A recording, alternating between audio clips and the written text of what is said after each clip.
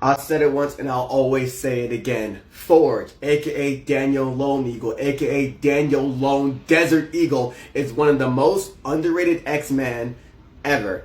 But we're seeing more of him in the Krakoa era, and just how much of a great influence and how much of his powers really matter to the infrastructure of Krakoa as it stands today, as a whole sovereign nation. Forge's mutant power is basically he can build whatever you can think of. He works out in subconscious and he can fucking build it.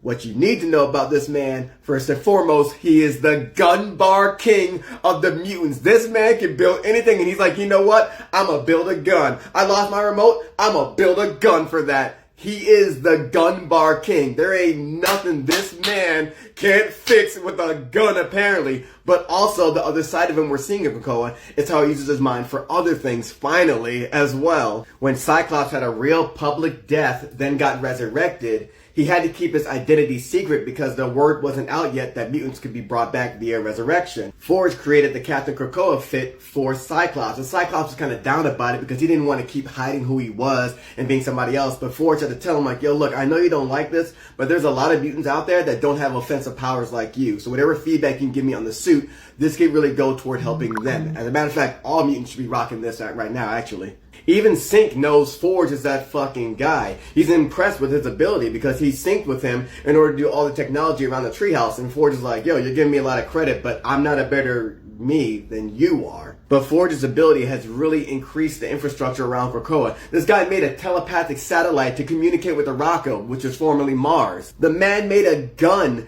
that can shoot a singularity to deal with the children of the Vault. And when that didn't work, he put them in a whole simulation. This dude has the fucking answers, man. Plus, he took it upon himself to go retrieve an X-Man that was still stuck in the Vault with the children of the Vault. He did that shit himself. When the Eternals were attacking Krakoa, Forge made a gun that could one-shot the kaiju they sent. Forge makes weapons, yeah, but he's been mostly merging technology and organic life into a whole new technology, in a sense, for Krakoa, for the infrastructure, for everybody's living as a society on this sovereign nation. We haven't even seen the full scope of how he can transform Krakoa as a society. And he tells Raven here, like, yeah, I make weapons, I do dark shit, but I don't lie to myself. It's not the tool, it's the person using the tool.